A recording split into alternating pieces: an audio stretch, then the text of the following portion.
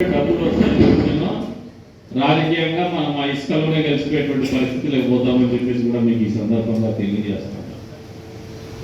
చిన్న చిన్న వ్యాపారాలు చేసుకుంటేనే ఎదగమని చెప్పేసి కోరుతా ఉండాలి. ఏ నియోజకవర్గానికి లేనటువంటి అడ్వాంటేజ్ మన నియోజకవర్గానికి వచ్చింది.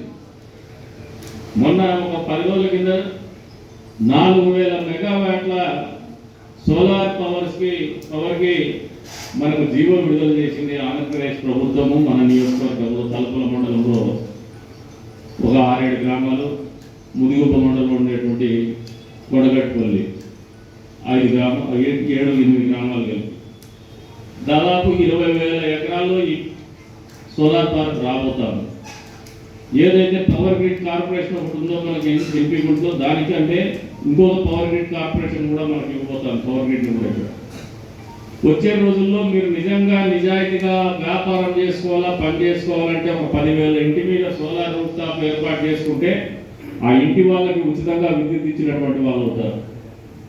వాళ్ళే ఎక్కువ జనరేట్ చేసుకుని, లేదంటే వాళ్ళకు ఉన్నటువంటి తోటలో అక్కడ ఏదైనా పెట్టుకుంటే కూడా వాళ్ళకు 200-300 దాని నుంచి ఎక్స్ట్రా డబ్బు వచ్చేటువంటి పరిస్థితులు కూడా ఉంటుంది. అది ప్రభుత్వమే విద్యుత్ కూడా కొనుగోలు చేసేటువంటి పరిస్థితి లేకపోతుంది. లేదంటే మేము మళ్ళీ వాడుకుంటామంటే ఆ విద్యుత్తుని మళ్ళీ ఇంకోసారి ప్రభుత్వం వెనక్కి తిరిగి ఇచ్చేటువంటి పరిస్థితుల్లో కూడా పోయేటువంటి అధునాతమైనటువంటి ఆలోచన విధానం కూడా వస్తూ ఉంది.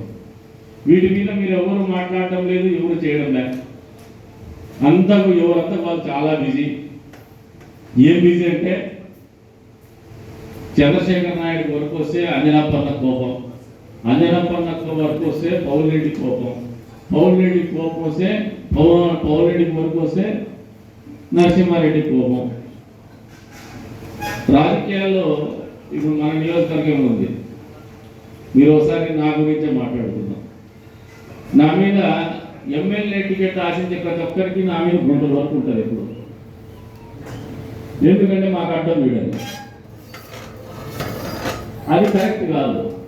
నేను వాళ్ళని ఎప్పుడు నాకు అడ్డమని ఎవరిని అనుకోవాలి. నాతో పాటు పరిగెత్తాను. అందరు టికెట్ ఆశించడంలో తప్పు లేదు. నేను బాగా కష్టపడతాను. నా పార్టీలో నాకు బ్రహ్మాండంగా నాకు మైలేజ్ ఉంది, ప్రజల్లో పలుకుబడి ఉందంటే పార్టీని పిలిచి టికెట్ ఇస్తాను. అట్లా కాకుండా ఈ ఊరి కల్చర్ చెప్తాను. ఇక్కడ ఒక నాయకుడు ఉండేవాడు గతంలో. ఆయన టికెట్ కావాలని అడిగేదానికంటే ఎక్కువ కందికొండ ప్రసాద్ దొంగనాకు పైన పోయి చెప్తాను.